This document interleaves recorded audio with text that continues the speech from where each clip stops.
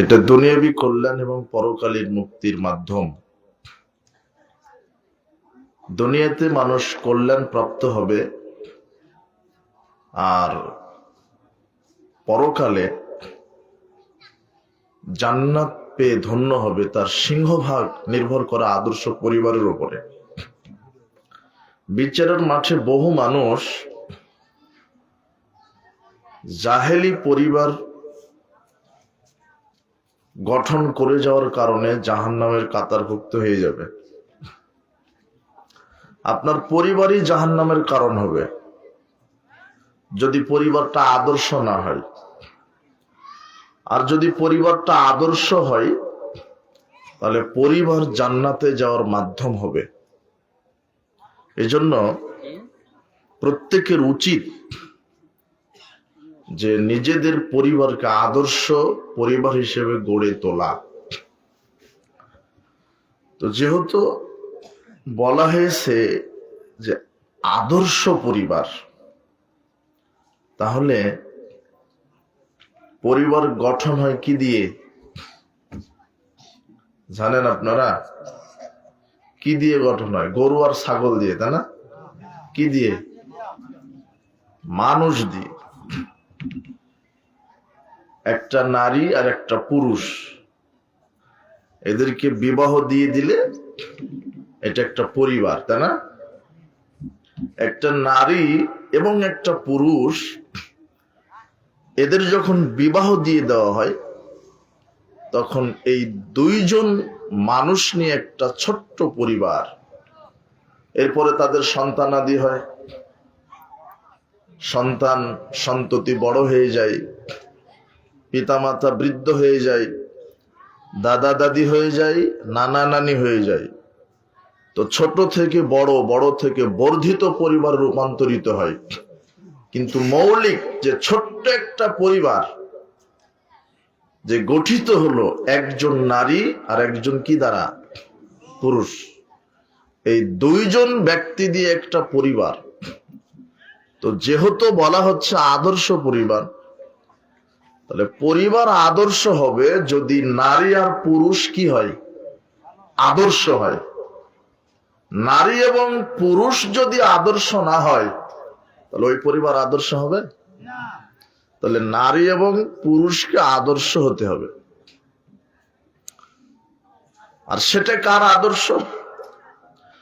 আল্লাহ সুবহানাহু ওয়া তাআলা বলছেন, লাকাদ কানা লাকুম ফি রাসূলিল্লাহি উসওয়াতুন হাসানাহ। তোমাদের জন্য উত্তম আদর্শ নিহিত রয়েছে তোমাদের রাসূল মুহাম্মদ সাল্লাল্লাহু আলাইহি সাল্লামের মধ্যে।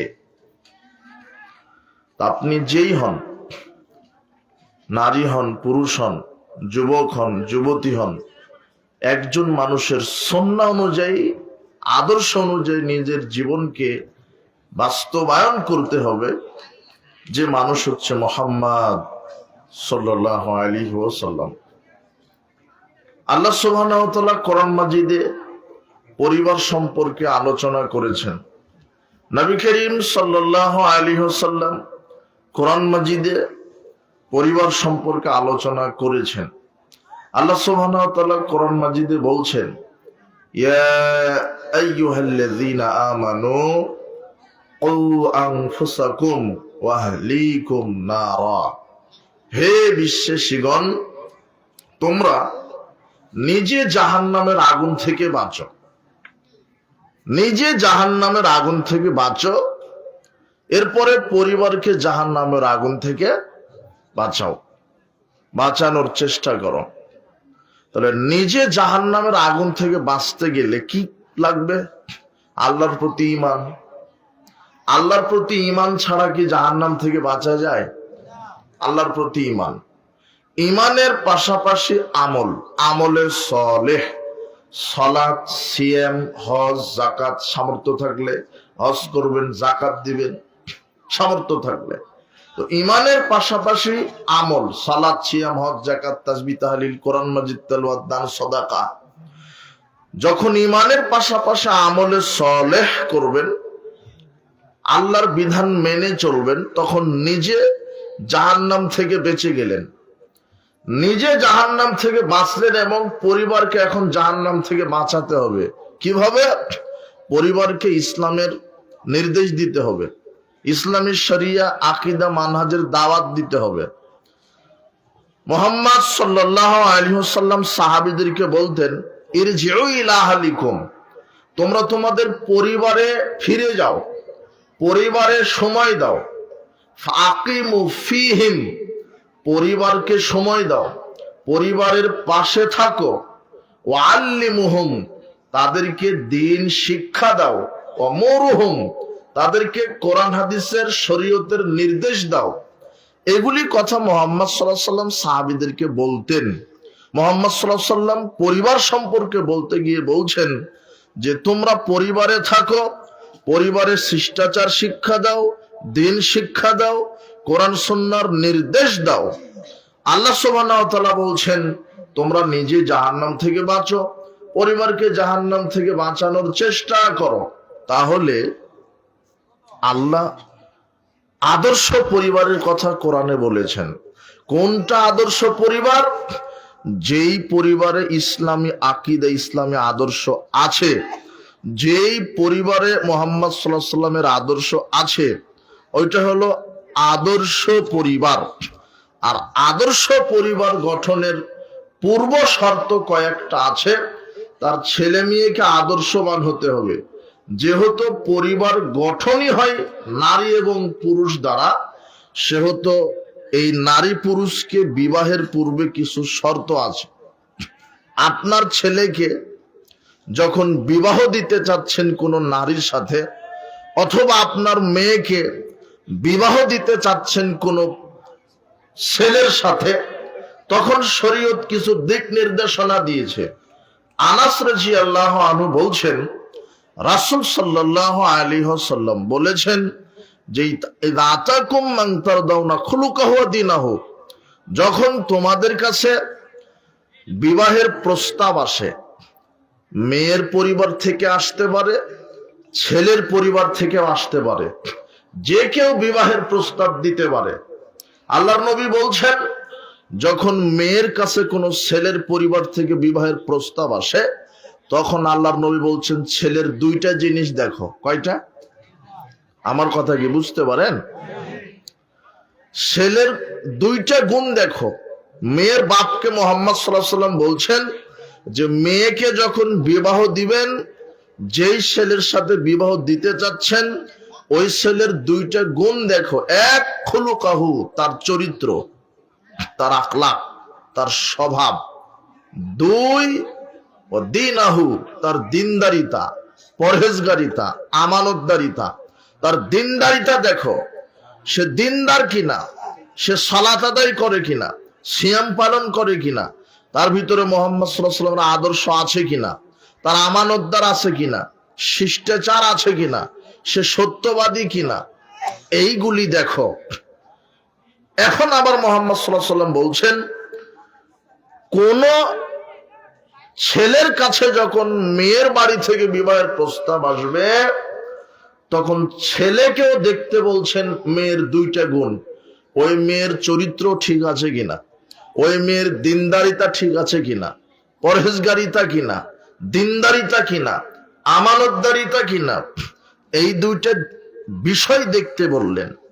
কিন্তু সমাজ, আল্লাহর নবী এই কথা বলছেন ফাইল্লাম তাফআলু, যদি এই দুইটা জিনিস না দেখো, তখন ফাসাদুন ফিল আরদ, তাহলে পরিবারে ফিতনা ফাসাদ লেগে থাকবে, জমিনে ফিতনা ফাসাদ লেগে থাকবে, দাঙ্গামা হাঙ্গামা লেগে থাকবে।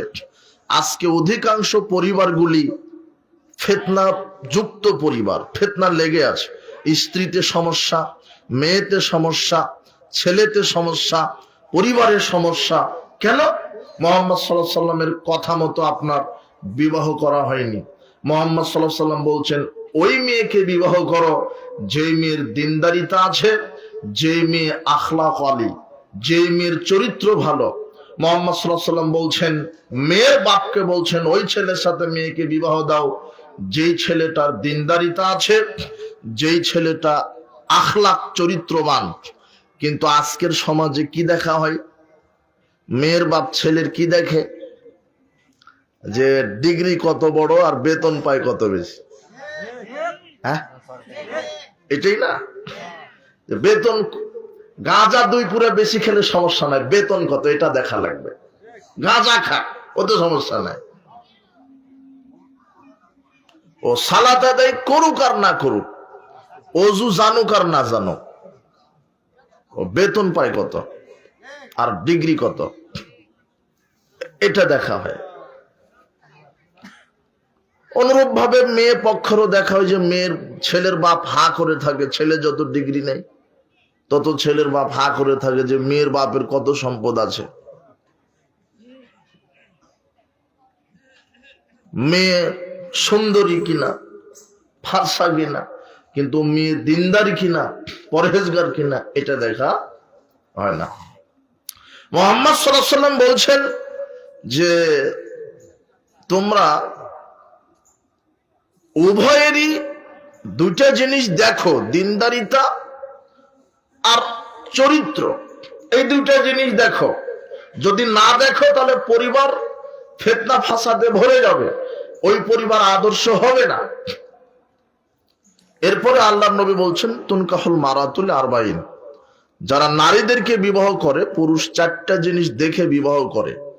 তার এক, পুরুষেরা নারীর 4টা জিনিসের এক দেখে, তার সৌন্দর্য দেখে, জামালিহা ওয়ালি হাসাবিহা বংশ দেখে,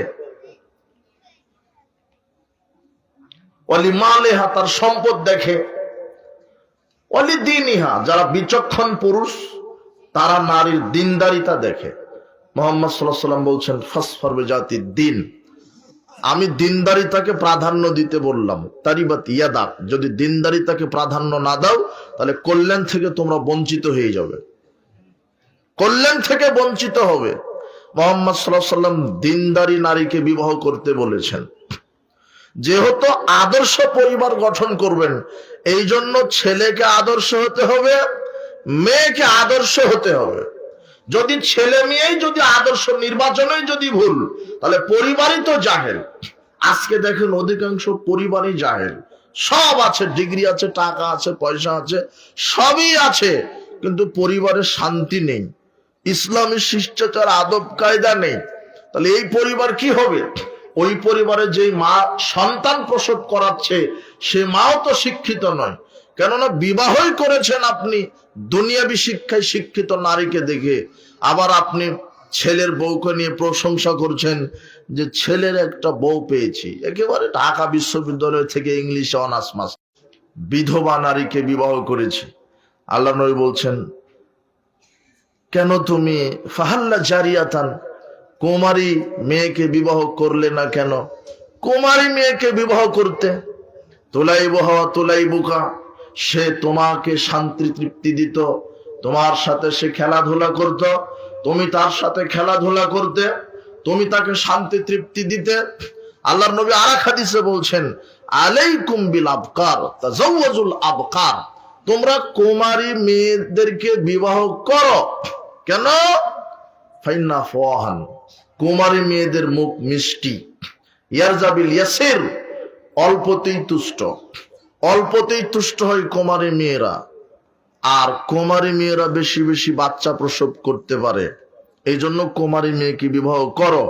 কিন্তু জাবের বলছে আমি বিধবা নারীকে বিবাহ করেছি, আল্লাহর নবী বলছেন কুমারী নারীকে বিবাহ করলে না কেন?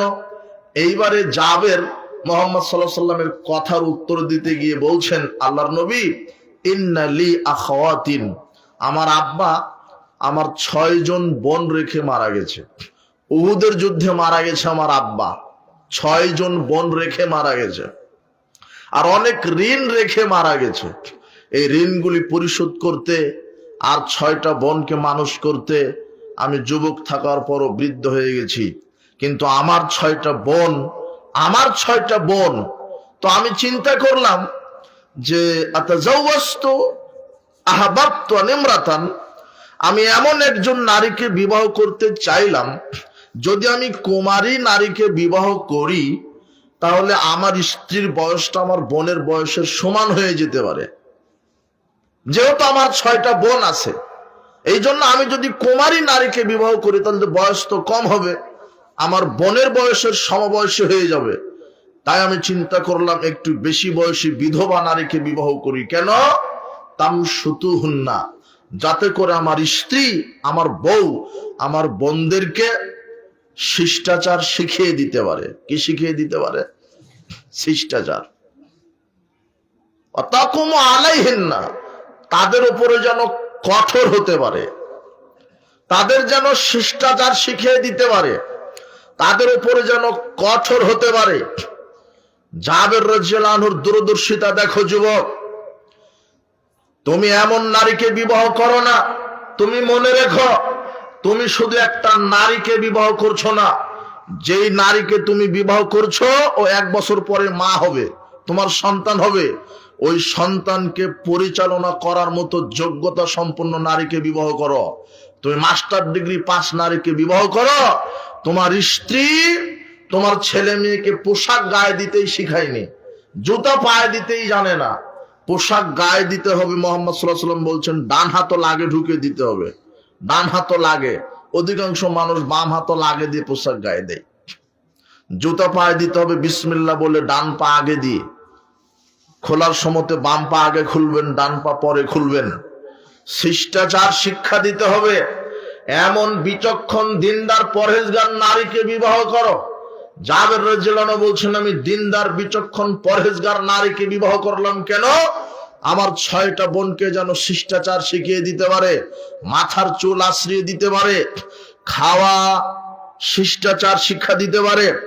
আমার স্ত্রী আমার বোনদেরকে শিখিয়ে দেয় বিসমিল্লাহ বলে খাও, পাশ থেকে খাও, ডান হাতে খাও, ঘুমানোর পূর্বে ডান কাতে সও, আল্লাহুম্মা বিসমিকা আমুতু আহইয়া বলে ঘুমাও। ঘুম থেকে উঠো, আলহামদুলিল্লাহিল্লাযী আহইয়ানা বাদা মা আমাতানা ইলাইহিন নুশুর, এই দোয়া পড়লে ঘুম থেকে উঠো। ওযু করো এইভাবে, বিসমিল্লাহ বলে ডান হাতে পানি নিয়ে 2 হাত কবজি পর্যন্ত ভালোভাবে ধৌত করো। এরপরে কি করো? বিসমিল্লাহ বলে ডান হাত পানি নিয়ে ডান হাতের কবজি পর্যন্ত, বাম হাতের কবজি পর্যন্ত ধৌত করো। আবার ডান অঞ্জলিতে পানি নিয়ে অর্ধেক মুখে অর্ধেক নাকে একসাথে নাক মুখ পরিষ্কার করো। এরপরে সমস্ত মুখমণ্ডল ধৌত করো। এরপরে ডান কনুই পর্যন্ত, ডান হাতের কনুই পর্যন্ত ধৌত করো, বাম হাতের কনুই পর্যন্ত ধৌত করো। এরপরে 2 হাত ভিজিয়ে নিয়ে মাথা মাসা করো, সামনে থেকে পিছন, পিছন থেকে সামনে। একই সাথে 2 তর্জনী আঙুল দিয়ে কানের ভিতরের অংশ, 2 বৃদ্ধাঙ্গুলি দিয়ে কানের বাইরের অংশ, ডান পা টাকনু পর্যন্ত ধৌত করো, বাম পা টাকনু পর্যন্ত ধৌত করো। এইভাবে যাতে ওযু শিখিয়ে দিতে পারে, এরপরে সালাত শিখিয়ে দিতে পারে, এরপরে পেশাব পায়খানা টয়লেটে যাওয়ার আদব শিখিয়ে দিতে পারে, বড়দেরকে সম্মান করতে পারে, ছোটদেরকে স্নেহ করতে পারে, পিতামাতাকে যেন মূল্যায়ন করতে পারে, বিবাহের পরে যেন শ্বশুর শাশুড়ির খেদমত করতে পারে, স্বামীর আনুগত্য করতে পারে, এইভাবে যেন শিষ্টাচার শিখিয়ে দিতে পারে। আমি এই জন্য বিধবা বিচক্ষণ সুশিক্ষিতা নারীকে বিবাহ করেছি, যাতে করে আমার বোনদেরকে শিষ্টাচার শিক্ষা দিতে পারে। বিশ্বাস করেন, আপনি যে স্ত্রীকে, যেই নারীকে বিবাহ করেছেন, ওর যদি দিনদারিতা না থাকে, আপনার ছেলে মেয়েকে সঠিক শিষ্টাচার শিখিয়ে দিতে পারবে না। যখন মামা আসবে যাবে, তখন আপনার স্ত্রী ছেলেকে শিখিয়ে দিবে, ওই যে মামা যাচ্ছে বেটা, টাটা দাও, টাটা দাও। কেন? ইংলিশে পাস। যদি ইসলামী শিক্ষায় শিক্ষিত হতো তাহলে বলতো, ওই যে মামা যাচ্ছে আব্বু অন্তত একটা সালাম দাও। আর যদি বেশি শিক্ষিত হতো তাহলে বলতো, আব্বু এই দোয়া বলো, আস্তাউদিউল্লাহ দীনাকা আমানাতাকা ওয়া খাওয়াতিমা আমালিকা ওয়া যাওয়াদাকাল্লাহু তাকওয়া ওয়া গাফারা যামবাকা ওয়া ইয়াসসারা লাকাল খায়র হাইসুমা কুনতা। এইভাবে মানুষকে বিদায় দিতে হয়। কিন্তু আপনি শিখাচ্ছেন কি? Tata bye bye. যদি ইংলিশে অনার্স মাস্টার্স, কেন? ওর সিলেবাসেই নাই ওযু গোসল কিভাবে শিখানো হয়, ওর সিলেবাসেই নাই মানুষ মারা গেলে দোয়া কিভাবে করতে হয়, সিলেবাসেই নাই সূরা ফাতিহা কিভাবে করতে হয়। তাই তো আপনি বলছেন, আপনি কি হিন্দু নাকি যে আপনার ছেলে মেয়েকে কিন্ডারগার্টেন নার্সারিতে ভর্তি করে দিলেন? কেন? ওখানে কি শিক্ষা দিতে পারে ওরা? প্রাইমারিতে ভর্তি করলেন কেন? ওখানে ওরা কি শিক্ষা দিতে পারে? ওখানে লুচ্চামি, গাঁজাখুরি, জোয়াবচুরি, দুর্নীতি, চিটার বাটপাড়ি, গান বাজনা এগুলি শিক্ষা দিতে পারে, ওখানে কিছু শিক্ষা দিতে পারে না। দেখেন ওই যে প্লেতে আপনার মেয়েটা পড়ে, ওখানে গান শেখানোর জন্য একটা শিক্ষককে আলাদা নিয়োগ দেওয়া আছে, ও শুধু গান শিখাবে। আপনি গর্ব করে বলছেন আমার মেয়েটা 5 বছর বয়স, খুব ইংরেজি জানে, কিন্তু সূরা ফাতিহা এখনো জানে না। মৌলানা সাহেব আমার ছেলেটা 6 বছর বয়স, কম্পিউটারের সব ফাংশন জানে, কিন্তু সূরা ফাতিহা জানে না, ওযু জানে না। কি শিখালেন আপনি? কি শিখালেন? এটা কি পরিবার? যেই পরিবারে ইসলামী শিক্ষা শিষ্টাচার নেই, সেই পরিবার আদর্শ নয়। আপনি কি দিয়ে আদর্শ পরিবার গঠন করবেন? ছেলে মেয়ে বেপরদায় চলে, ছেলে মাদক সেবন করে বেড়ায়, জুয়া খেলে বেড়ায়, আপনার স্ত্রী বেপরদায় এই পাড়া ওই পাড়া, এই বাড়ি ওই বাড়ি যায়, গীবত করে বেড়ায়। এটা কি আদর্শ পরিবার? না, এটা জাহেলিয়াতের পরিবার। আপনার পরিবারকে আদর্শ করতে গেলে মূলে ভুল হয়েছে, বিবাহের পূর্বে বাছাই করা লাগতো। আল্লাহ নবী বলছেন ওই নারীকে বিবাহ করো যেই নারীর ভিতরে দিনদারিতা আছে, শিষ্টাচার আছে। আল্লাহ নবী বলছেন ওই ছেলের সাথে মেয়েকে বিবাহ দাও যেই ছেলের ভিতরে দিনদারিতা আছে, পরহেজগারিতা আছে। নির্বাচনে বিবাহে প্রথমেই ভুল হয়েছে। আল্লাহ আপনাকে সঠিকভাবে ইসলাম বোঝার, মানার তৌফিক দান করুন। বলছিলাম আদর্শ পরিবারের প্রথম অংশ আপনাকে এইটুকুন বলে আমি যেটা সামনের দিকে বলতে চাচ্ছি, যে আদর্শ পরিবার ওই পরিবার যেই পরিবারে 5 ওয়াক্ত সালাত কায়েম আছে। কি কায়েম আছে? 5 ওয়াক্ত সালাত। এক, যে কোনো মূল্যে 5 ওয়াক্ত সালাত। যেই পরিবারে 5 ওয়াক্ত সালাত নেই, সেই পরিবার আদর্শ নয়। বিশ্বাস করেন, সেই পরিবার আদর্শ নয়। 2, যেই পরিবারে পর্দার বিধান কায়েম আছে। কি কায়েম আছে? পর্দা। আপনার স্ত্রী পর্দা করে, মেয়ে পর্দা করে, আপনার স্ত্রী পর্দা করে, মেয়ে পর্দা করে। যেই পরিবারে পর্দার বিধান কায়েম আছে, সেইটা হলো আদর্শ পরিবার। যেই পরিবারে বেপর্দা কায়েম নেই, যেই পরিবারে বেপর্দা চলে না, যেই পরিবারে শালীনতা আছে, শিষ্টাচার আছে, নম্রতা আছে, ভদ্রতা আছে। আশ্চর্য কথা, দুলাভাই এসেছে, আপনার ছোট মেয়েটা দুলাভাইকে চা দিচ্ছে, বিস্কুট দিচ্ছে। বড় মেয়েকে তো মোহরের বিনিময়ে দিলেন, ছোট মেয়েকে কিসের বিনিময়ে দিলেন? ও বলছে যে শালিকাকে কোলে নিয়ে চা খাই। লজ্জা শরম তো থাকা দরকার। শালিকাকে মোটরসাইকেলে নিয়ে বাজার করতে দিয়ে পাঠিয়েছেন। তো বড় মেয়েকে তো মোহরের বিনিময়ে দিলেন, ছোট মেয়েকে ফাও দিয়ে দিলেন নাকি? এটা কি পটল বেগুন নাকি যে একটা তুলে দিয়ে দিলেন? আপনি হলেন দায়ুস। ওই তাহাজ্জুদ পড়ে আর জান্নাত হবে না। ওই মেয়েটা বাজারে যাচ্ছে কেন? শ্যাম্পু কিনতে, সাবান কিনতে। স্ত্রীদের বাজার করতে যায় কেন? মনে করেন আপনি চট্টগ্রামে গেছেন 2 দিনের সফরে, বাড়িতে আসতে 2 দিন দেরি হবে। ওই বাজারে বাড়িতে আপনার লবণ নেই, তাহলে আপনি ফোন দিয়ে বলবেন, ছেলে যদি থাকে ছেলে গিয়ে লবণ কিনে নিয়ে আসবে, স্ত্রী বাজারে যেতে পারবে না। আলু নেই, তেল নেই, রান্না করার কিছুই নেই, তখন আপনি বলবেন যে ভাত রান্না করে পানিতে ভিজিয়ে লবণ দিয়ে পান্তা ভাত করে খাও, আমি বাড়িতে যাব, তারপরে বাজার। তারপর আপনার স্ত্রী কোথায় যাবে না? হ্যাঁ, বাজারে যাবে না। এটা হলো গায়রত। যেই পরিবারে শিষ্টাচার আছে, পর্দার বিধান আছে, সেটা হলো আদর্শ পরিবার। 3, যেই পরিবারে হালাল রুজি আছে। কি রুজি? হালাল রুজি। যেই পরিবার হারাম খায় না, যেই পরিবারে হারাম রুজি আছে, সেটা আদর্শ পরিবার নয়। সবাই জাহান্নামে যাবে। এখন যুবক, তুমি বলছো আমার আব্বা তো সুদখোর, তো আমার আব্বা যে সুদ খায় তা আমি কোথায় যাব? তুমি যদি নিজে উপার্জন করার ক্ষমতা থাকে, উপার্জন করে খাও, তোমার বাপের ইনকাম তখন তোমার আর খাওয়া যাবে না। কিন্তু তুমি উপার্জন করার শক্তি সামর্থ্য নেই, এখন খেতে থাকো, আল্লাহ তোমাকে ধরবে না। বোঝনি মনে হয় তুমি? তোমার বাপ সুদ খায়, তুমি ছোট, তুমি ইনকাম করার ক্ষমতা রাখো না, এখন তুমি খাও, এর জন্য ধরবে না।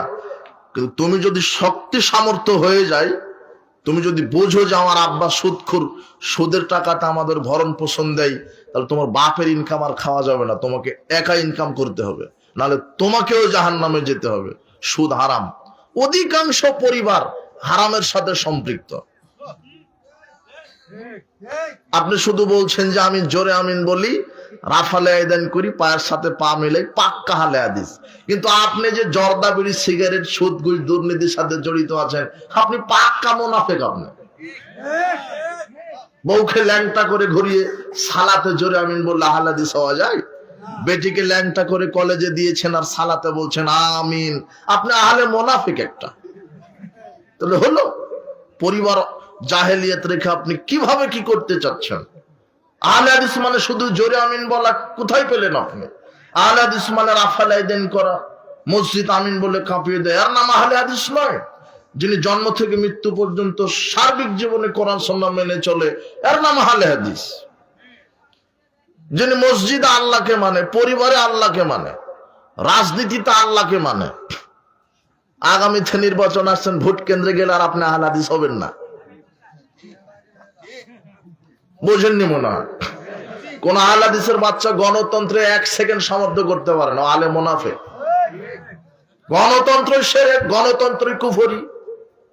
তো কিসের জাতীয়তাবাদ, ন্যাশনালিজম? কিসের ডেমোক্রেসি, সেকুলারিজম? কোন মুসলমানের বাচ্চা ইহুদি খ্রিস্টানের মতবাদকে 1 সেকেন্ড সমর্থন করতে পারে না। তুমি কি বলছো আহলে হাদিস? বিচার মাঠে কথা আছে। আল্লাহর নবী বলছেন মুসলমান বিভক্ত হবে 73 কাতারে। এরপরে মুহাম্মদ সাল্লাল্লাহু আলাইহি ওয়াসাল্লাম বলছেন ইহুদি খ্রিস্টান যেমন হবে মুসলমান তেমন হবে। সব ক্ষেত্রে এখন ইহুদি খ্রিস্টানের গোলাম মুসলমানেরা। মুহাম্মদ সাল্লাল্লাহু আলাইহি ওয়াসাল্লাম তার জীবন দিয়ে ইহুদি খ্রিস্টানের বিরোধিতা করেছেন। যেখানে দেখেছেন ইহুদি খ্রিস্টানের নীতি মতবাদ, সেখানে মুহাম্মদ সাল্লাল্লাহু আলাইহি ওয়াসাল্লাম ইহুদি খ্রিস্টানের বিরোধিতা করেছেন। আর আপনি সেই ইহুদি খ্রিস্টানের মতবাদের উপরে ভিত্তি করে আপনি রাজনীতি করেন, মানে ইসলাম কি পচে গেছে নাকি? নূহ আলাইহিস সালাম 950 বছর দাওয়াত দিয়েছে, আপনাকে 9500 বছর দাওয়াত দিতে হবে। ইসলাম প্রতিষ্ঠা হবে তাহলে কিভাবে? দাওয়াতের মাধ্যমে। বলেন তো কিসের মাধ্যমে? দাওয়াতের মাধ্যমে। এদেশের আলেম ওলামা শুধু দাওয়াত দিয়ে যাবে। যেদিন বাংলাদেশের 18 কোটি মুসলমানের মুখ থেকে বের হবে সকল বিধান বাতিল করো, ওহির বিধান কায়েম করো, সেদিন ইসলাম কায়েম হয়ে যাবে। এই ব্যালেট বুলেট দিয়ে ইসলাম ক্ষমতায় গেলে ইসলামকেই কলুষিত করা হবে। এইভাবে ইসলাম ক্ষমতায় যেতে পারে না। গণতন্ত্রের মাধ্যমে ইসলাম ক্ষমতায় যেতে পারে না।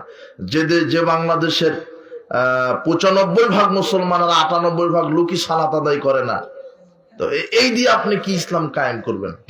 95% মুসলমানের 90% মানুষ কোরআনে মাজিদ তেলাওয়াত করতে জানে না, এদেরকে দিয়ে ইসলাম কায়েম হবে? আগে কোরআন শিক্ষা দিতে হবে, ইসলামে আদর্শ আকীদা আমল পরিবর্তন করতে হবে। আকীদা আমল যেদিন পরিবর্তন হবে সেদিন ইসলাম কায়েম হবে। আল্লাহ তুমি সেইটা কবুল করো।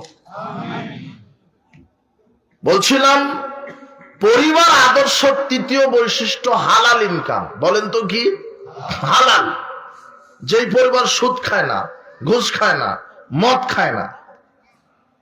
এখানে আপনাকে আর একটা কথা বলি যে পৃথিবীতে আশ্চর্য 2 শ্রেণীর মানুষ আছে যাদের জন্য দোয়া করা হারাম। কি করা হারাম? দোয়া করাই হারাম। বলা যাবে না আল্লাহ তাকে রহম করো, তাকে বারাকা দান করো, তার বিপদ কাটিয়ে দাও, এইভাবে দোয়া করাই হারাম। কয় শ্রেণীর প্রাণীর জন্য? 2 শ্রেণী। প্রাণী একটাই, গ্রুপ ভিন্ন, 2টা গ্রুপ। প্রাণী হলো মানুষ। 2 শ্রেণীর মানুষের জন্য দোয়া করা হারাম। তার এক হচ্ছে হারামখোর। কি খোর? হারামখোর। যে সুদের সাথে জড়িত আছে, যে ঘুষের সাথে জড়িত আছে, যে মাদকের সাথে বিড়ি সিগারেট জর্দা গুলিয়া বা ফেনসিডিল খায়, যে চোর, যে ডাকাত, যে দুর্নীতিবাজ, যে ঘুষখোর, যে সুদখোর, এর জন্য দোয়া করা কি? হারাম। তবে তার অবর্তমান আল্লাহর কাছে একটা দোয়া করে রাখবেন, আল্লাহ ওই হারামখোরকে তুমি হেদায়েত দান করো। কথা বুঝেছেন? এছাড়া তার জন্য দোয়া করা চলবে না। তার দলিল কি? সহিহ মুসলিমের 423 নম্বর হাদিস। আল্লাহর নবী আব্দুল্লাহ ইবনে উমর রাদিয়াল্লাহু আনহু ইবনে আমেরকে দেখতে গেছে। ইবনে আমের। ইবনে আমের অসুস্থ, এলাকার কেউ অসুস্থ হলে আপনি দেখতে যান না? তো আব্দুল্লাহ ইবনে উমর ইবনে আমেরকে দেখতে গেছে। এটা অসুস্থ মানুষ, তো তার বাড়িতে যাওয়ার সাথে সাথে ইবনে আমের বলছে, আলা তাদউল্লাহ লি, হে আব্দুল্লাহ ইবনে উমর, আমার জন্য আল্লাহর কাছে একটু দোয়া করেন, আপনি আমার জন্য একটু আল্লাহর কাছে দোয়া করেন, আল্লাহ যেন আমাকে সুস্থতা দান করে। তখন আব্দুল্লাহ ইবনে উমর কথা ছাড়াই বলছে, খুনতা আলাল বাসরা, আপনি তো বসরার এমপি ছিলেন, গভর্নর ছিলেন, মন্ত্রী ছিলেন, আর এমপি মন্ত্রী থাকা অবস্থায় জনগণের চাউল, গম, ভুট্টা, রড, সিমেন্ট সব জম্মের চুরি করেছেন, কাজে আপনার জন্য দোয়া করা চলবে না। কথা বুঝেননি মনে হয় কথা? আপনার এই এলাকার একটা চেয়ারম্যান নির্বাচন করতে 1 কোটি টাকা খরচ করে, ও 1 কোটি খরচই করে 50 কোটি চুরি করার ধান্দাতে, আর ওর জন্য আপনি এখানে দোয়া চাচ্ছেন। অবাক কথা হলো, ওর জন্য দোয়া করাই হারাম। যে জনগণের টাকা মেরে খায় হারামখোর, অরিজিনাল দালাল, অরিজিনাল চিটার, আন্তর্জাতিক একটা চোর একটাও। আপনাকে কে বলেছে জুতা চুরে চোর? জুতা চোর চোর নয়। মসজিদে টিউবওয়েল চুরি হয়েছে, ও চোর নয়। গোয়াল ঘর থেকে গরু চুরি হয়েছে, এ চোর নয়। বিশ্বাস করেন চোর নয়, এ পেটের দায়ে চুরি করতে এসেছে। ও গরিব, ও পেটে খাবার নাই, ক্ষুধার জ্বালাতে জুতাটা চুরি করেছে। ও চোর, ছোট চোর। এদেরকে ধরে দুটা উত্তম মাধ্যম দিয়ে 10,000 টাকা আরো পকেটে দিয়ে বলবেন যে ভাই বাদাম বিক্রি করে খাও, তাও চুরি করো না। কিন্তু বড় চোর বসে আছে ইনকাম ট্যাক্স অফিসে, পাসপোর্ট অফিসে, ভিসা অফিসে, ভূমি অফিসে, সেক্রেটারিয়েটে। তোমার চাচার তোমার বাপ 1 শতক জমি নিয়ে দ্বন্দ্ব, তুমি বুড়া হয়ে যাচ্ছ, তাও জমির কেস শেষ হয় না। ও দালাল বসে আছে ওখানে, এই ফাইল এই টেবিল থেকে ওই টেবিলে যাবে না মামু ছাড়া, অথচ সরকারি চাকরি করে। কে বলেছে জুতা চোর ও চোর? যারা এই passport office, visa office, income tax office, MP, মন্ত্রী, মেম্বার, চেয়ারম্যান, এই রাজকোষাগারে বসে থেকে জনগণের টাকা রক্তের মতো শোষণ করছে, এরা ইন্টারন্যাশনাল চোর এক একটা। আর আপনি ওদের জন্য দোয়া চান মানে? আশ্চর্য কথা। যে দেশের পিয়ন 400 কোটি টাকার মালিক, তোমার এমপির কি অবস্থা? তুমি বুঝো না কথা? আশ্চর্য কথা। তুমি আবার ঠিক বলছো, তুমি আবার বলছো যে ওরা 17 বছর খেয়েছে, আমরা খাবো না। এই জন্য চাঁদাবাজি শুরু করে দিয়েছো তুমি। এখনই ক্ষমতায় যেতে পারেনি, তাতে চাঁদাবাজি। আল্লাহ বলছেন, আল্লাতী লাম ইখলাক মিসলুহা ফিল বিলাদ, ফেরাউনের মতো শক্তিশালী প্রধানমন্ত্রী আমি কিয়ামত পর্যন্ত তৈরি করব না। কার মতো? ফেরাউনের মতো। ফেরাউনের মতো শক্তিশালী নেতা আমি কিয়ামত পর্যন্ত তৈরি করব না। সেই ফেরাউনকে আল্লাহ পটকা মাছের মতো পেট ফুলিয়ে ডুবিয়ে মেরে দিয়েছে। তুমি তো সামান্য সলিমুদ্দিন, 2 দিন ডায়রিয়া দিলে তোমাকে চেনাই যায় না। তুমি আবার এরকম ক্ষমতা দেখাও কেন? তোমার নেত্রী 45 মিনিট সময় পেয়েছিল, তুমি আবার ওই পথে হাঁটছো কেন? তুমি যে এত সমাজ সংস্কারের ডাক দিলে, তুমি আবার বলছো এনসিপি, তুমিও তো ওই লাইনে চলে গেলে। তুমি যদি 5 আগস্টে বলতে যে এখন বাংলাদেশের সংবিধানে, বাংলাদেশের সংসদে এখন 300 জন হকপন্থী আলেম ওলামাকে আমরা এমপি মন্ত্রী হিসেবে দেখতে চাই, আর বাংলাদেশ সংসদে আমরা দেখতে চাই কোরআন আর হাদিস সংবিধান, তাহলে আমার আকবর বিন আবেদের ওয়াজ করা লাগতো না এখানে আদর্শ পরিবার গঠনে। সংসদ থেকে ওয়াজ হয়ে যেত কি, আজ থেকে বাংলাদেশের প্রত্যেক মুসলিম নারীর পর্দা বাধ্যতামূলক। যদি কোনো নারী ল্যাংটা হয়ে রাস্তায় চলে, তার 5 বছর জেল হবে। এটা সংসদ থেকে বলে দেওয়া হতো, তাহলে দেখতেন যে ল্যাংটাপনা বন্ধ হয়ে যেত। আমার আর এখানে বক্তব্য দেওয়া লাগতো না, বাবাজিরা জেনা করো না। যখন কোরআন সংসদে বসতো, তখন সংসদ থেকে বলে দেওয়া হতো, শোনো, আজ থেকে সংসদে কোরআনের আইন পাশ হয়েছে। কি হয়েছে? বিবাহের পূর্বে যদি কোনো নারী পুরুষ জেনায় লিপ্ত হয়, তাহলে তাকে 100 লাঠি পিটাও, 1 বছর এলাকা ছাড়া করো।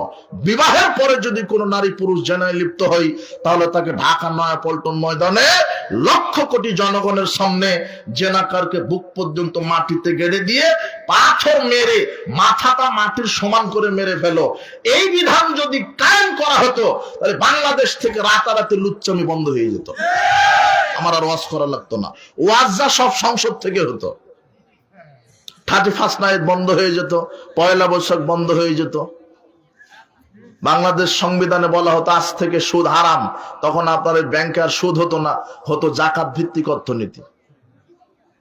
1996 সালে সরকারি পরিসংখ্যান হিসেবে একটা পরিসংখ্যান এনেছিল। 1996 সালে যদি বাংলাদেশ সরকার বাংলাদেশের সব ধনিক শ্রেণীর লোক থেকে জাকাত কালেকশন করত, তাহলে জাকাতের টাকা কালেকশন হতো সাড়ে 6,500 কোটি টাকা। কত? 6,500। 1996 সালে যদি 6,500 হয়, তাহলে 2026 সালে যদি বাংলাদেশ সরকার জাকাতের টাকা কালেকশন করতো কত হাজার হতো? 12,000 কোটি ধরেন, ডবল। তাহলে 12,000 কোটি টাকা যদি জাকাত কালেকশন করা হতো, এক বছরে বাংলাদেশ থেকে দারিদ্রতা বিমোচন হয়ে যেত। কিন্তু জাকাত বাদ দিয়ে এই সুদী অর্থনীতি চালু রেখেছে। তো বাংলাদেশে যেগুলি সুদী ব্যাংকে যারা মহাজন, ম্যানেজার, মাঠ কর্মী, এরা কি হিন্দু না মুসলমান? কথা বুঝেননি মনে হয়? এরা বলতে পারে না যে সুদী অর্থনীতি আমরা মানি না, জাকাত ভিত্তিক অর্থনীতি কায়েম করো। এরা বলতে পারে না যে আমরা মুসলমান।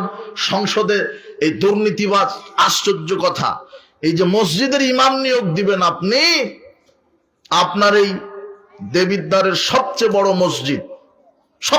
মসজিদ, 5,000 লোক ধরে, 5,000 লোকের একটা ইমাম নিয়োগ দিবেন। তাই আপনি ভাইবা বোর্ডে বসেছেন, ইমামের ভাইবা নিচ্ছেন। ইমাম সাহেব কি পাশ করেছেন? তো কামেল পাশ, যাক উচ্চ ডিগ্রি। একটু কোরআন তেলাওয়াত করেন। তেলাওয়াত করেছে, খুব সুন্দর কেরাত। দেখি দাড়ি ছাটা নাকি? না, দাড়িও ঠিক আছে। দেখি প্যান্টটা টাকনোর উপরে না নিচে? না, উপরে আছে, সব ঠিক আছে। আচ্ছা, বউ কি পর্দায় থাকে? হ্যাঁ থাকে। আপনি কি হালাল খান না হারাম? হালাল খাই। 5,000 লোকের ইমামতি করবে, এই জন্য ইমামের এত কিছু দেখলেন। আর যখন নির্বাচন আসে তখন একজন এমপি নির্বাচিত হয় কতজন লোকের জন্য?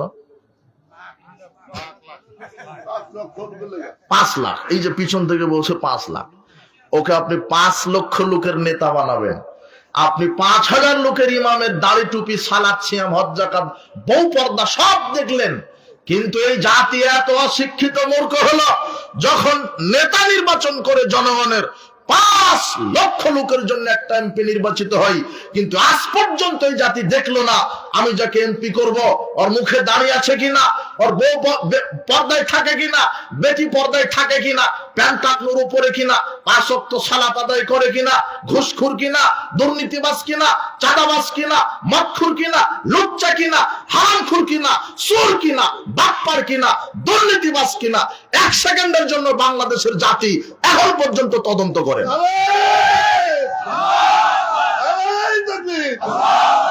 তাহলে আপনি বেনামাজিকে এমপি বানিয়ে কি করবেন? ও কি সালাত কায়েম করবে?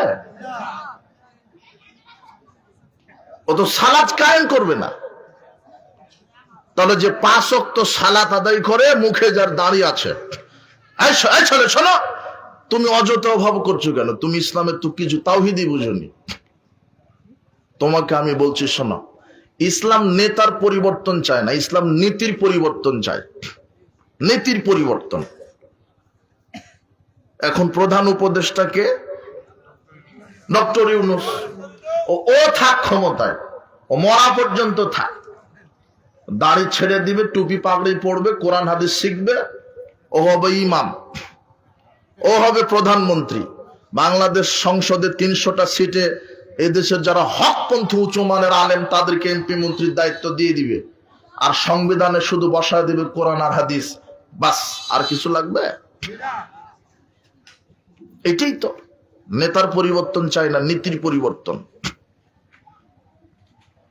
তাহলে সমাজ পরিবর্তন হবে, মাদকতা বন্ধ হবে, গান বাজনা বন্ধ হবে, আপনার পরিবার জাহেল থাকবে না, শিষ্টাচার শিখবে, আদর্শ শিষ্টাচার শিখবে, ইসলামী শিষ্টাচার শিখবে।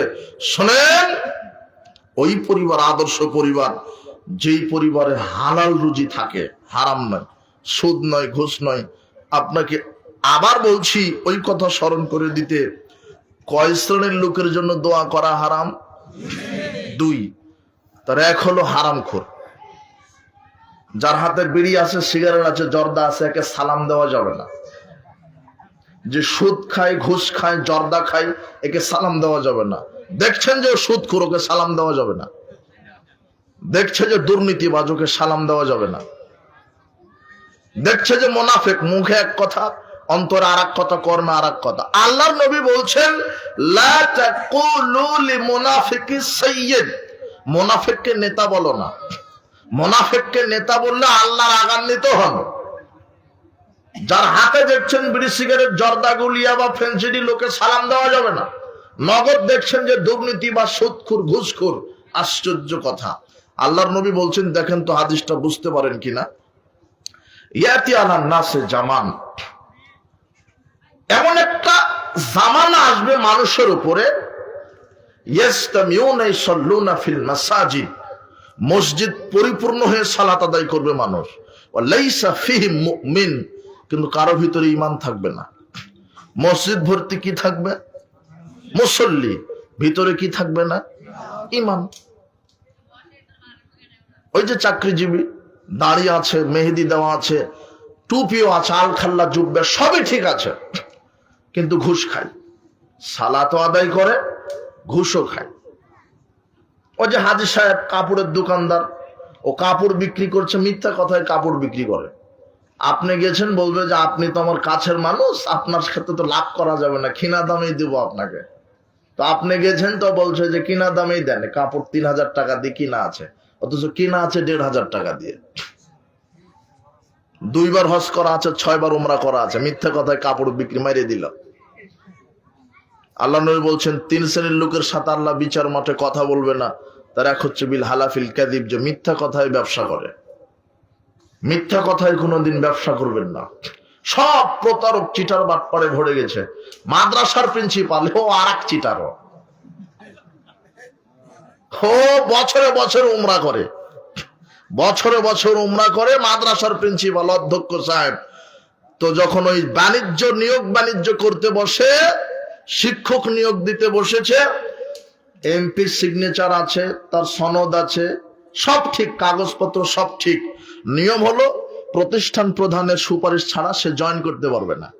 এখন এই সাধারণ শিক্ষক চলে গেছে প্রিন্সিপালের কাছে সুপারিশ নিতে, মাদ্রাসার প্রিন্সিপাল। তো যখন বলছে যে স্যার একটু সুপারিশ করে দেন, তো মাদ্রাসার প্রিন্সিপাল বলছে সুপারিশ তো করব, 5 লক্ষ টাকা মিষ্টি খাওয়ার জন্য দিতে হবে। এটা মাদ্রাসার প্রিন্সিপাল। আর যে মসজিদের ক্যাশিয়ার হলো আর এক চিটার, আর এক দুর্নীতিবাদ, ও মসজিদের টাকা মেরে খায়, মসজিদের টাকা মেরে খায়, আবার বলছে যে আমি পাক্কা আহলে হাদিস।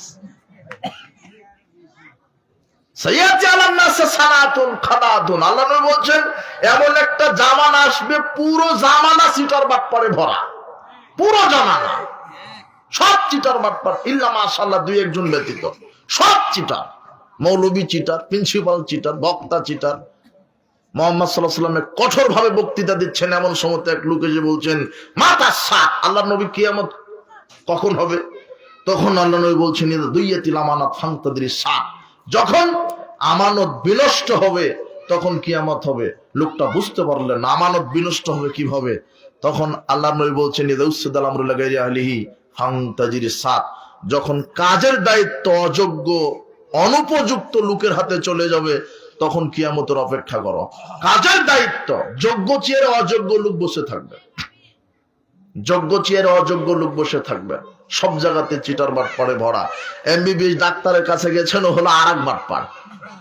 শুধু আপনি গিয়ে বলেছেন যে আমার আব্বা ঘুমাতে পারে না, দেখেন তো কি সমস্যা, 10টা টেস্ট দিবে তখন, রক্ত পরীক্ষা, পেশাব পরীক্ষা, পায়খানা পরীক্ষা, শুধু পরীক্ষা করতেই 20,000 টাকা, শুধু পরীক্ষা করতে, চিকিৎসা শুরুই হয়নি। এরপরে প্রেসক্রিপশন লিখতে বসেছে, সবচেয়ে বড় ডাক্তার, এমবিবিএস ডাক্তার, প্রেসক্রিপশন লিখতে বসে ওই কোম্পানির ওষুধ লিখবে, ভালো কোম্পানি লিখবে না, যেই কোম্পানি তাকে ঘুষ দিয়েছে সেটা লিখবে। এটা হলো রোগীর সাথে প্রতারণা। এই যুবক, তুমি বিবাহের দিনে তোমার আদর্শ পরিবার কিভাবে গঠন করবে? তুমি বিবাহে বাসর রাতেই বলছো, তুমি সহবাসী করতে পারোনি, সহবাসার আগেই বলছো ছেলে একটা হলে জানোয়ার বানাবো, মানে ইঞ্জিনিয়ার বানাবে। ইঞ্জিনিয়ারের উল্টা করলে জানোয়ার, মানে ওকে লন্ডনে নিয়ে যাবে, লন্ডনে পড়াবো, একবারে লন্ডন বিশ্ববিদ্যালয়ে পাশ করে এসে বাংলাদেশের যত রড, সিমেন্ট, ব্রিজ, কালভার্ট আছে সব জম্মের খাওয়া খাবে। তোমার ছেলেকে ইঞ্জিনিয়ার বানিয়েছো, ওকে বলেছে এমপি, ও বলেছে যে তোমার হলো এই গৌরীনগর থেকে দাউদকান্দি 20 কিলো রাস্তা করে দিতে হবে, 1000 কোটি টাকা বাজেট। ও মেরে দিয়েছে 500 কোটি টাকা, আর 500 কোটি টাকা রাস্তা করেছে। তাই তো তোমার রাস্তা 10 বছরের জায়গায় 2 বছর পর ভেঙে যাচ্ছে। তোমার আবার নেতা নাকি বাঁশ দিয়ে ব্রিজ করে দিচ্ছে, বাঁশ। তোমার এই চিটার বাটপাড়ে সব ভরে গেছে। তুমি আদর্শ পরিবার গড়বা, ওই পেটে আসেনি, তোমার সন্তান পেটে আসেনি, তুমি স্ত্রীর কাছে যেতেই পারো না, বলছে যে একে ডাকাত বানাবো, মানে ডাক্তার বানাবে তুমি। তোমার তো আগে নিয়ত করার উচিত ছিল যে আলেম বানাবো, হাফেজ বানাবো, মক্তবে পড়াবো, মাদ্রাসায় পড়াবো, এরপরে এমবিবিএস ডাক্তার হবে। কি মাদ্রাসায় পড়ে ডাক্তার হওয়া যায় না? মাদ্রাসায় পড়ে এমপি মন্ত্রী হওয়া যায় না? আমি এই যে 25 আর 26 সালে যত বক্তব্য দিতে গিয়ে যত মাদ্রাসা কর্তৃক প্রোগ্রাম করলাম, তো বলছে যে হাফেজদেরকে পাগড়ি পড়াতে হবে, হাফেজদেরকে পাগড়ি পড়াতে হবে। তো হাফেজদেরকে পাগড়ি পড়ানো হলো, এরপরে সুন্দর কেরাত শোনা হলো। তারপরে জিজ্ঞাসা করলাম আমি যে তোমার বাপ কি করে, তোমার বাপ কি করে? দেখলাম একজন হেডমাস্টারের ছেলে নেই, একজন এমপির ছেলে নয়, সচিবের ছেলে একটাও নেই, বিসিএস ক্যাডারের ছেলে একটাও নেই। কার ছেলে? ওই যে ভ্যান চালিয়ে খায় ওর বাপ, ওর ছেলেটা হাফেজ হয়েছে। ও যে এতিম ছেলেটা, বাপ নাই মা ভিক্ষা করে খায়, তার ছেলেটা কি হয়েছে? হাফেজ হয়েছে। মাদ্রাসাতে ওইটা দিবে যেটা চোখে কম দেখে, খোঁড়াই ল্যাংড়া বদের হাত দি, তাকে বলছে যে একটু পিঠে পাটা মানুষ করেন। আর যার ব্রেন খুব চুকা খুব ব্রেন, ওকে বলছে যে এই অক্সফোর্ডে পাঠাতে হবে যাতে করে ও জানোয়ার হয়ে বের হয়ে আসতে পারে। অবাক কথা হলো, তুমি আদর্শ পরিবার কি দিয়ে করবা? ওই যে আবু আব্দুল্লাহ ভাই বললেন যে ওই কি কোথায় থাকে পিতামাতা? বৃদ্ধাশ্রমে থাকে। তো 99.9% দিয়ে দিল হলো কি, সব তোমার বড় বড় অফিসারদের ছেলে মেয়েরা থাকে। এক অভিভাবক আমাকে ফোন দিয়ে বলছেন, মাওলানা সাহেব আমার ছেলের বউ লন্ডনে থাকে আর আমি বাংলাদেশের আছি বৃদ্ধাশ্রমে। আমাকে ফোন দিয়ে বলছে। তা আমি বলছি যে তো আপনি তো বাসর রাতেই সিদ্ধান্ত নিতে ভুল হয়েছিল আপনার, চামড়া ঘুষ পড়ে গেছে। তখন বলছে যে আকবর বিন আবিদ সাহেব, তাই এমন কি বয়স 90 হয়ে গেছে, তো তায়াম্মুম শিখবে তো মক্তবের বাচ্চা। কথা বুঝেননি মনে হয়? এই সময়তে তায়াম্মুমের ফতোয়া খুঁজছেন কেন? আদর্শ পরিবার কিভাবে গঠন করবেন, নিয়ত ঠিক রাখতে হবে। ইব্রাহিম আলাইহিস সালাম বলছেন কি, রব্বি হাবলি মিনাস সলিহিন, এমন সৎ নেককার সন্তান দান করলেন। 10 বছর বয়স হয়ে গেছে, আল্লাহ ইব্রাহিমকে বলছেন এই সন্তানকে জবাই করো, কুরবানি করো, প্রিয় বস্তুই কুরবানি করো। এখন ইব্রাহিম আলাইহিস সালাম 12 বছরের ছেলেকে বলছেন যে আমি স্বপ্নে দেখছি তোমাকে জবাই করছি, আল্লাহ বলেছে তোমাকে কুরবানি করতে, ফানজুর মা জাতা, তোমার এখন রায় কি বলো তো? তখন ছেলে বলছেন আপনি আপনার আল্লাহর প্রভুর রায় বাস্তবায়ন করুন, আল্লাহ চাহে তো আপনি আমাকে ধৈর্যশীল বান্দার মধ্যে পেয়ে যাবেন।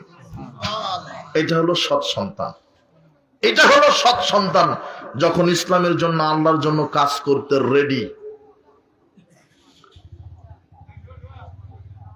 আবু সাঈদ খুদরি রাদিয়াল্লাহু আনহু বলছেন রাসূল সাল্লাল্লাহু আলাইহি সাল্লাম বললেন, মান আলা সাবানাতিন, যেই ব্যক্তির 3টা কন্যা সন্তান আছে, যেই ব্যক্তির 3টা কন্যা সন্তান আছে, ফাদ্দাবাহুন্না, 3টা কন্যা সন্তানকে শিষ্টাচার শিক্ষা দিবে, ওয়াজাওয়াজাহুন্না, সৎ ছেলের সাথে বিবাহ দিয়ে দিবে, ওয়াসানা ইলাইহিন্না, মেয়েদের সাথে সৎ আচরণ করবে, মেয়েদের সাথে ভালো আচরণ। হজ করে এসেছেন, ছেলেকে সব জমি লিখে দিয়েছেন মেয়েকে ফাঁকি দিয়ে, হজ এয়ারপোর্টেই যায়নি, কাবা ঘরে বহু দূরের কথা। কথা বুঝেননি মনে হয়? মুহাম্মদ সাল্লাল্লাহু আলাইহি ওয়াসাল্লাম বলছেন মেয়েদের সাথে সদাচরণ করো, ওয়ারিসে মেয়েদেরকে ফাঁকি দেওয়া যাবে না। শিষ্টাচার, সৎপাত্রস্থ, মেয়েদের সাথে সদাচরণ। কোন পিতা যদি 3টা কাজ করে ফালাহুল জান্নাহ, আল্লাহর নবী বলছেন ওই পিতার জন্য আল্লাহ জান্নাতকে ওয়াজিব করে দিবে। তাহলে আদর্শ পরিবার। আপনি নিয়ত করেন যে ছেলে মেয়েকে আলেম বানাবো, হাফেজ হাফেজা বানাবো, এরপরে বিশেষ ক্যাডার হবে, ডাক্তার হবে। বিশ্বাস করেন, তাই বলে আমি ইঞ্জিনিয়ার হতে নিষেধ করিনি, এমবিবিএস ডাক্তার হতে নিষেধ করিনি, এমপি মন্ত্রী হতে নিষেধ করিনি। আপনার ছেলেটা যদি এমপি হয় কিন্তু কোরআন হাদিস জানার পরে বিশ্বাস করেন এ জনগণের টাকা আর চুরি করবে, কোরআনে পড়েছে যে ওয়ালা তাকুলু আমওয়ালাকুম বাইনাকুম বিল বাতিল। আল্লাহ বলছেন জনগণের টাকা চুরি করো না, করলেই জাহান্নাম। এতিমের মাল খায়ও না, খেলে আগুন খাওয়া হবে জাহান্নাম। তখন এই নেতার এতিমের টাকা মেরে, কেননা মক্তবে কার ভয় ঢুকে গেছে? আল্লাহ। তারপরে আপনার ওই ডাক্তার রোগীর সাথে আর বাটপাড়ি করতো না। আপনার পিতা মারা গেছে, 3 দিন হচ্ছে শিশু আইসিইউতে রেখে বলছে যে চিকিৎসা হচ্ছে, চিন্তা নেই। 3 দিন থেকে আপনার মরা বাপকে আইসিইউতে রেখে বলছে ডাক্তার চিকিৎসা হচ্ছে। 3 দিন পরে বলছে আমরা বাঁচাতে পারলাম না, 6 লক্ষ টাকা বিল। এটা হলো ডাক্তার। কথা বুঝেননি মনে হয়? এই এমবিবিএস ডাক্তার যদি মক্তবে একটা হাদিস পড়তো, মান গাশশানা ফালাইসা মিন্না, যে আমাদের সাথে প্রতারণা করে সে আমার উম্মত নয়, তাহলে সে রোগীর সাথে মানুষের সাথে প্রতারণা করতো না। তাহলে ডাক্তার নামে বাটপাড়ি করতো না। যে দুর্নীতি করে জাহান্নাম। আল্লাহর নবীর কাছে একজন ব্যক্তিকে দেওয়া হলো, তার নাম মিদাম, আপনার খেদমত করবে। তো মিদাম নামের লোকটি উটের হাওদা ঠিক করছিল, একটা তীর এসে শরীরে লেগে গেল, মারা গেলেন। লোকেরা বলল যাক রসুলের খাদেম জান্নাতে চলে গেল। আল্লাহর নবী বলছেন না, ও খায়বারের যুদ্ধের দিন একটা চাদর আত্মসাৎ করেছিল। কি চাদর? জনগণের রাষ্ট্রীয় সম্পদ থেকে চাদর আত্মসাৎ করেছিল, তাই লোকটা জাহান্নামে জ্বলছে। একটা চাদর চুরি করার জন্য যদি জাহান্নামে যাওয়া লাগে, তো তোমার নেতার ওই বিছানার নিচে সোয়াবিন তেলের বোতল পাওয়া যাচ্ছে, তো ওর কি হবে? আশ্চর্য কথা। তোমার এই কিছুদিন আগে পুলিশের এক কর্মকর্তা ছুগে যে কয়েকশো ওই প্যান্ট শার্ট পাওয়া গেল, বোরকা পাওয়া গেল, কয়েকশো, সব চুরি করা টাকাতে। সাবধান, 1 টাকা দুর্নীতি করলে পরিণাম জাহান্নাম। তবে আপনার ছেলে এমপি হবে, আল্লাহ ভীরু এমপি হবে। এরকম আল্লাহ ভীরু এমপি আল্লাহ কবুল করুন। আপনার ছেলে ডাক্তার হবে, ছেলেকে কি শিখালেন? দুনিয়া শিখালেন। আল্লাহর নবী বলছেন ইন্নাল্লাহ তাআলা ইউবগিযু কুল্লি আলিমিন বিদ-দুনিয়া জাহিলিন বিল আখিরাহ। আল্লাহর নবী বলছেন প্রত্যেক দুনিয়াবি ব্যাপারে পণ্ডিত আর আখিরাত ইসলামের ব্যাপারে জাহেল, এমন ব্যক্তির উপরে আল্লাহ গজব নাজিল করে। কি নাজিল করে?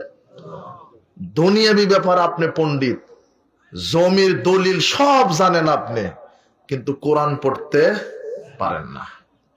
ও সচিব, আইনজীবী, ও আর আমেরিকা ব্রিটেনের সংবিধানে কি আছে তাও জানে, বাংলাদেশেরটা তো জানে, কিন্তু কোরআন পড়তে জানে না। ও বিসিএস ক্যাডার আপনার ছেলে, আকাশ তত্ত্ব জমিন তত্ত্ব সব শিখেছে, ফিজিক্স কেমিস্ট্রি বায়োলজি সব শিখেছে, কিন্তু কোরআন পড়তে শিখেনি। কি শিখালেন আপনি? ওই যে একটা মাঝি আর একটা পণ্ডিত নৌকা পার হচ্ছিল, তো মাঝি নৌকা বয়ে নিয়ে যাচ্ছে দার্শনিক। তো দার্শনিক বলছে মাঝি তুমি কি ভূগোল জানো? ভূগোল? তখন মাঝি বলছে কি বলেন পণ্ডিত মশাই, ভূগোল এটা তো বড় লোকদের খাবার, আমরা দেখিও নি খাইও নি। তো পণ্ডিত বলছে তেস বোকা, ভূগোল কি খায়? এটা শিক্ষার জিনিস, এটা বিদ্যা, এটা জানা লাগে, ভূগোল সম্পর্কে জানতে হয়। তুমি তো ভূগোল জানো না, জীবন তো 4 আনায় বৃথা করেছ। একটু পরে আবার বলছে তুমি কি দর্শন জানো? বলছে আবার লজ্জা দিচ্ছেন পণ্ডিত মশাই, এটাও তো বড় লোকদের খাবার, আমরা চোখেই দেখিনি, খাওয়া বহুদূরের কথা। বলছে যে বোকা, দর্শন কি খায়? দর্শন এটা জানতে হয়, আকাশ জমিন ঘুরে দর্শন শাস্ত্র পণ্ডিত অর্জন করতে হয়। এরপরে একটু পরে বলছে ইতিহাস জানো? ইতিহাস সম্পর্কে জ্ঞান আছে? মাঝি মশাই বলছে যে স্যার এইবারে কিছুটা মিলেছে, ছোটবেলাতে বাপের সাথে শীতকালে পাতিহাঁস খেয়েছে, ইতিহাস খাইনি। তো ইতিহাস হয়তো বা খাবো, পাতিহাঁস খেয়েছি। তো এখন পণ্ডিত বলছে যে ফোকা, তোমার জীবন তো 12 আনায় বৃথা। 3টা প্রশ্নে 4 3 4 12 আনায় বৃথা। পণ্ডিত আরো কিছু বলতে লাগবে, এমন সময়তে মেঘ জমে গেছে আকাশে, আর পানিটা দোলন দেওয়া শুরু করেছে, ভূমিকম্প। এখন নৌকা এদিক ওদিক হয়, ডুবে যাবে। এখন মাঝি বলছে পণ্ডিত মশাই সাঁতার জানেন? এখন পণ্ডিত বলছে যে সাঁতার তো জানি না। এখন মাঝি বলছেন আমার না ইতিহাস পাতিহাস না জানার কারণে 12 আনা বৃথা, 4 আনা আছে, বাঁচার পথ আছে। তো এখন যদি নৌকা ডুবে যায় আপনার জীবন 16 আনাই বৃথা। তা আপনার ছেলেকে জানোয়ার তৈরি করে কি করলেন? ও তো সূরা ফাতিহাই জানে না। তো কি হবে ওকে দিয়ে? জাতির কি উপকার হবে? ওই নেতা দিয়ে কি হবে যার শরীয়তের জ্ঞান নেই? আল্লাহর নবী বলছেন যেই সমাজে সুদ ঘুষ দুর্নীতি চাঁদাবাজি দাঙ্গামা হাঙ্গামা মারামারি কাটাকাটি হবে, ওই সমাজে যারা মানুষের নেতা হবে হাবাউন মিনান নাস, তারা হবে ইতর শ্রেণীর মানুষ, হবে মানুষের নেতা। যারা ইতর নিম্ন শ্রেণীর। আজকে দিনের দুপুরে মানুষ মারা যায়, দিনে দুপুরে মানুষকে হত্যা করা হয়। এদেশের আইনজীবী, এদেশের আইন, এদেশের প্রশাসন কর্মকর্তা, গোয়েন্দা বিভাগ, এরা কি মারা গেছে না কোন পেতে বসে আছে? গোয়েন্দা বিভাগের লোক বলছে অমুক আসামিকে ধরে দিতে পারলে 10 লক্ষ টাকা পুরস্কার। হারামখোর, তোমাকে আমরা প্রতিপালন করছি কি জন্য? রিক্সা চালকের টাকা দিয়ে তোমাকে বেতন দেওয়া হয়, হাদিকে মেরে চলে গেল, তোমরা হা করে বসে আছো, এখনো তো আসামিকে ধরতে পারলে না। তোমাকে দিয়ে কি হবে? শুধু কোরআনটা সংসদে বসিয়ে দেখেন, রাতারাতি হত্যা ধর্ষণ বন্ধ হয়ে যাবে ইনশাআল্লাহ। কোরআনে বলা আছে হত্যার বদলে হত্যা, যেই হত্যা করুক ইসলাম বলছে তাকে ধরো, তাকেও হত্যা করো। এই আইন যদি থাকে তাহলে নিজের জীবনের ভয়ে সে আর একজনকে হত্যা করবে না। আজকে আপনি ঢাকা থেকে কুমিল্লাতে আসছেন টাকা নিয়ে, ব্রিফকেস ভর্তি টাকা স্বর্ণ নিয়ে, ছিনতাই রাহাজানি হয়ে যাচ্ছে, ডাকাতি হয়ে যাচ্ছে।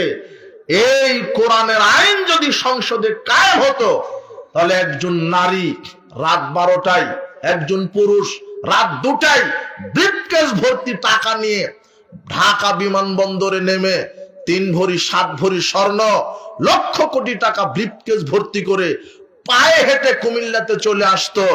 যদি কোরআন সংবিধানে কায়েম থাকতো সংসদে, একটা চোর ডাকাত ছিনতাইকারী তার একটা লোমে টাচ করার ক্ষমতা রাখতো না। কেন?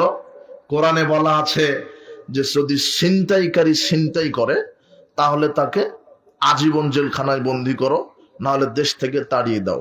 ছিনতাই করতে গিয়ে, ডাকাতি করতে গিয়ে যদি মালিকের শরীরে টাচ করে কোন লাঠি দিয়ে, তরবারি দিয়ে, তাহলে ডাকাতের হাত পা উল্টা ভাবে কেটে দাও, মানে ডান পা কাটো বাম হাত কাটো, এটা ইসলামের শাস্তি।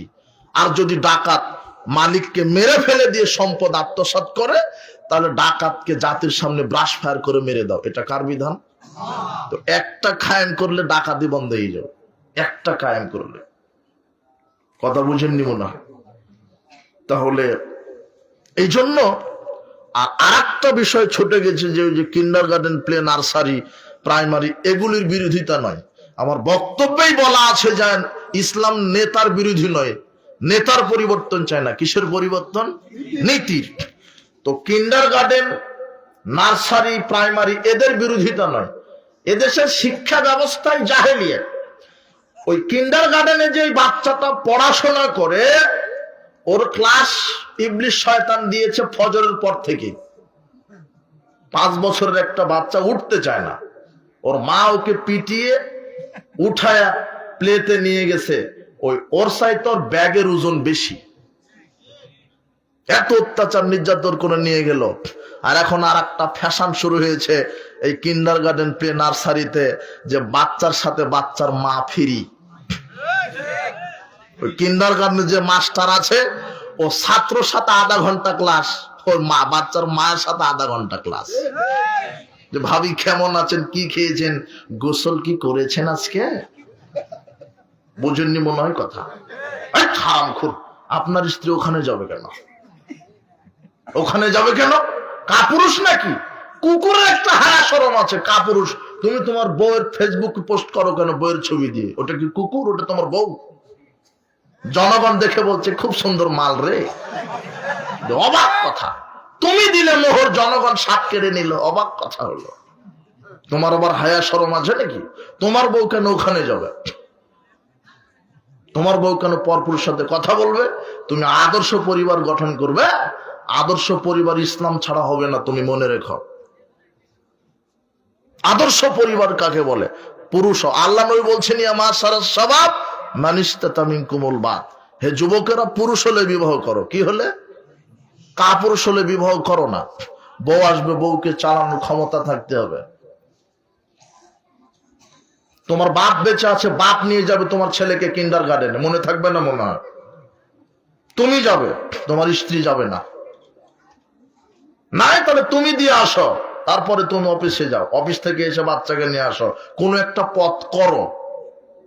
তো কিন্ডার গার্ডেনে, আমি কিন্ডার গার্ডেনের বিরোধী নই, প্রাইমারির বিরোধী নই, আমি বিরোধী এই দেশের শিক্ষা কারিকুলামের।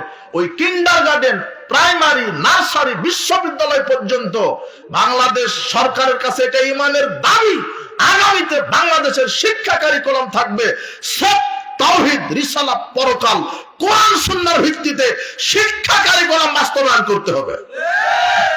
তাহলে চুরি বাটপাড়ে লুচ্চামি বন্ধ হয়ে যাবে। কথা বুঝেছেন? এই ইহুদি খ্রিস্টানের তৈরি করা শিক্ষা ব্যবস্থা দিয়ে বান্দর ছাড়া মানুষ তৈরি করা যাবে না। পয়লা বৈশাখে তোমার ঢাকা বিশ্ববিদ্যালয়ের যত হায়ার এডুকেটেড পার্সন, ওরা রমনার বটমূলে যায়, পান্তা ভাত খায়, ইলিশ খায়, আর ভাল্লুকের মুখোশ পড়ে, কুকুরের মুখোশ পড়ে, শুয়োরের মুখোশ পড়ে, পড়ে বলে এসো হে বৈশাখ, আমরা নতুন বছরে পা দিয়েছি, হে জনগণ তোমরা দোয়া করো আগামীতে যেন আমরা ভাল্লুক হয়ে বেঁচে থাকতে পারি। নাহলে ভাল্লুকের মুখোশ পড়লো কেন? ও তো মানুষ, সৃষ্টির শ্রেষ্ঠ, ও মানুষের সন্তুষ্ট না। ও বিশ্ববিদ্যালয়ে পড়ানোই যে হয় মানুষ, মানুষের জাত না। মানুষ কিসের জাত? বান্দরের জাত। তোরা তো বান্দরই শিখবে। সাবধান। ওই প্রাইমারি থাক, কিন্ডার গার্ডেনই থাক, কিন্তু ওখানে কি শিক্ষা দিতে হবে ছেলে মেয়েকে? ইসলাম, ইসলামী আকীদা, রসুলের আদর্শ। রসুলের আদর্শ ছাড়া পৃথিবীতে কোনো আদর্শ হতে পারে না। এই জন্য সাবধান। বলছিলাম যে আদর্শ পরিবার, এটা ব্যাপক একটা অধ্যায়, ব্যাপক কথা। তবে আদর্শ পরিবার গঠন হবে তখন যখন তুমি আদর্শ হবে, তোমার বউ আদর্শ হবে। কথা বুঝেছো কি যুবক তুমি? তাহলে বিবাহ করার পূর্বে তুমি যাচাই করো যে আমি কাকে বিবাহ করছি। শুধু নেকাব বোরখা পড়া দেখে ক্রাশ খেয়ে যেও না। তোমার ওই বোরখা পড়া মেয়েকে জিজ্ঞাসা করছে 5 জন নবীর নাম বলো, তো বলছে আবু হুরায়রা আলাইহিস সালাম। বাবা বোরখা পড়ে, নবীর নাম জানে না। তুমি দেখো তার বংশ, তার মা দেখো, মা খালা দেখো, মা বোনেরা আছে নাকি?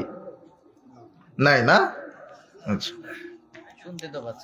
মা বোনেরা যদি থাকে তাদেরকে বলছি, মা, যে কে নেপোলিয়ন বোনাপার্ট না কে বলেছিল শিক্ষিতা মা দাও শিক্ষিত জাতি দিব নাকি? বলেছিল না? তো তাহলে মা শিক্ষিতা হতে হবে। মাদেরকে বলছে আপনারা সন্তান প্রতিপালনের যত্নশীল হন, শিষ্টাচার শিক্ষা দেন, আয়েশা রাদিয়াল্লাহু তাআলা আনহার মতো হন, খাদিজা রাদিয়াল্লাহু তাআলা আনহার মতো হন।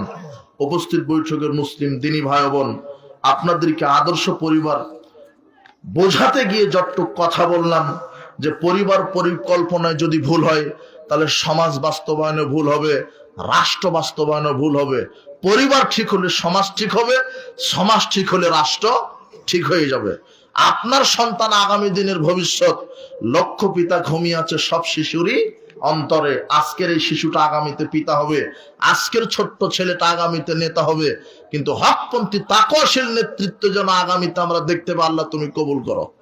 পরিবারকে আদর্শ করার জন্য যাচাই করো। এই যুবক, তুমি যে নারীকে বিবাহ করছো তার বৈশিষ্ট্য দেখো।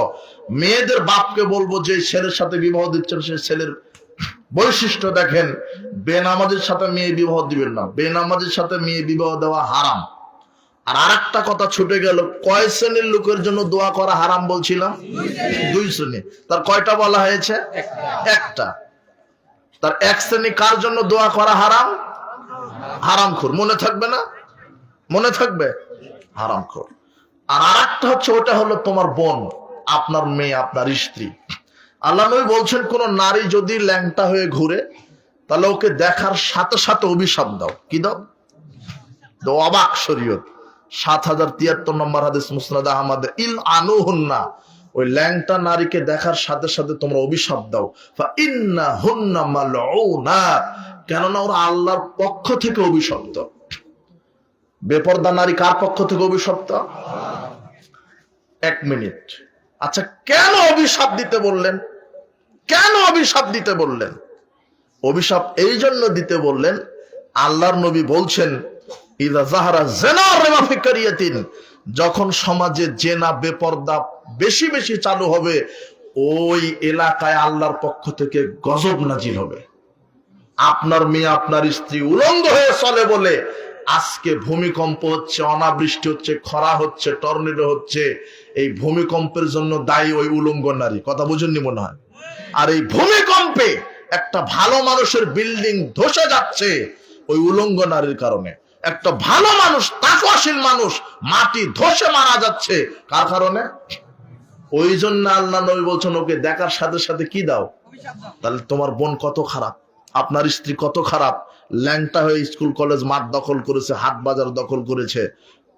আর আল্লাহর নবী আরেকটা বলছেন, কিয়ামতের আলামত ইন্না বাইনা ইয়াদাই শাত, কিয়ামতের আলামতের মধ্যে রয়েছে তুইনুল আজওয়াজা তিজারাতান আলা আজওয়াজিহি,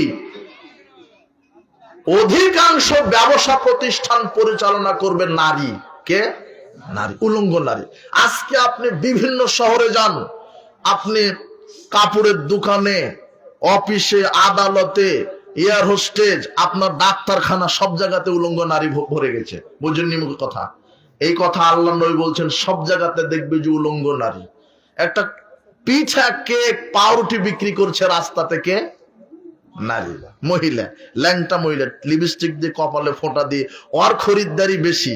জনগণ বলছে পিঠা কিসের কি, একটু দেখে একটা তৃপ্তি নিয়ে আগে। অবাক। আল্লাহ নবী কথা আগেই বলেছেন যে ব্যবসা পরিচালনা করবে নারী, এটা কিয়ামতের আলামত। হাট বাজার দখল করবে নারী, এটা কিয়ামতের আলামত। আল্লাহ নবী এই জন্যই বলছেন যে উলঙ্গ নারীকে দেখার সাথে সাথে তোমরা কি দাও? অভিশাপ দাও। ওর জন্যই গজব নাজিল হয়। আর আরেকটা কি, আল্লাহ নবী বলছেন খারাপ মানুষের প্রতিক্রিয়া দুনিয়াতেই আছে। কোন কাবিরা গুনাহগার, উলঙ্গ, ল্যাংটা, বেহায়া নারী যদি, কোন মদখোর, গাঁজাখোর, হারামখোর নারী পুরুষ যদি কোন ফসলি জমির উপর দিয়ে যায়, তো আল্লাহর নবী বলছেন ওই জমির বরকত আল্লাহ কমিয়ে দিবে। বুঝেননি মনে হয় কথা? কোন বেপরদা নারী যদি আপনার ফলের গাছে হাত দেয় তাহলে ওই ফল গাছের বরকত কি করে দিবে? আল্লাহ কমে যাবে। আল্লাহ নবী বলছেন যে খারাপ ব্যক্তি মারা গেলে দ্রুত তাকে দাফন দিয়ে দাও। ওর খারাপ প্রতিক্রিয়া আছে, ওর দ্বারা পশু প্রাণী আক্রান্ত হবে, মানুষ আক্রান্ত হবে, জমিনের ফসল ক্ষতি হয়ে যাবে। খারাপ মানুষ এত খারাপ, ও মরলেও খারাপ। সুদখোর, চাঁদাবাজ, দুর্নীতিবাজ, বেনামাজি, বেপরদা, এরা যদি জমিনের উপর দিয়ে হেঁটে যায় ওই জমিনের বরকত উঠে যায়। বুঝেননি মনে হয় কথা? 2 শ্রেণীর লোকের জন্য দোয়া করা হারাম। তবে গোপনে বলবেন আল্লাহ ওকে তুমি হেদায়েত দান করো। কথা বুঝেননি মনে হয়? হ্যাঁ, হেদায়েত কামনা করেন। তবে মনে রাখেন, শরীয়ত দুই শ্রেণীর লোকের জন্য দোয়া করা কি করেছে? হারাম করেছে। আল্লাহ আপনাকে এখান থেকে শিক্ষা নেওয়ার তৌফিক দান করুন। বারাকাল্লাহু ফিকুম, জাযাকুমুল্লাহ খায়র। 11টা বেজে গেছে, আপনারা অনেক ধৈর্যের পরিচয় দিয়েছেন। আমি অসুস্থ। আচ্ছা, একটা জিজ্ঞাসা আসছে, ভোট দিয়ে নেতা বানালে, নেতা পাপ করলে, চুরি করলে ভোটের পাপ হবে কিনা? হ্যাঁ, ভোটের ফজিলত। কিসের ফজিলত? ভোটের ফজিলত। যাকে ভোট দিয়ে নেতা বানালেন, এ যা কাম কুকাম করবে সম পরিমাণ পার্সেন্টেজ আপনার আমলনামাতে লেখা হবে। সাবধান। আল্লাহ আমাদেরকে, এই বৈঠক ভঙ্গের দোয়া না পড়ে উঠলেন কেন? মানে এখনো যে মানুষ জানে না। আমি আজকে ওই যে বক্তব্যের বিষয় নিয়েছিলাম দলিল। দলিল মুখে উচ্চারণ করে কোরআন সুন্নাহর উপরে ইত্তেবায়ে সুন্নাহ আলোচনা করতাম, এবং জাহেলিয়াতে মানে শিরক বিদআতের একটা জাহেলিয়াত আলোচনা করতাম। কিন্তু এখানে দেখি যে ওই পরিবার, আদর্শ পরিবারের বিষয় দিয়েছেন। আমি জানি না যে বিষয় আমাকে দেওয়া হয়েছে। তো এখনো যে মানুষ অধিকাংশই, আল্লাহ বলছেন কোরআন মাজিদ, ওয়ালাকিন্না আকসারান নাস লা ইয়ালামুন, অধিকাংশ মানুষই জানে না। এই বৈঠক থেকে উঠার পূর্বে দোয়া পড়ে উঠতে হয়। কি পড়ে? দোয়া পড়ে। সেই দোয়াটা আমার সাথে আপনারা পড়েন। সুবহানাকা আল্লাহুম্মা ওয়া বিহামদিকা আশহাদু আন লা ইলাহা ইল্লা আনতা আস্তাগফিরুকা ওয়া আতুবু ইলাইকা। আসসালামু আলাইকুম ওয়া রাহমাতুল্লাহি ওয়া বারাকাতুহু।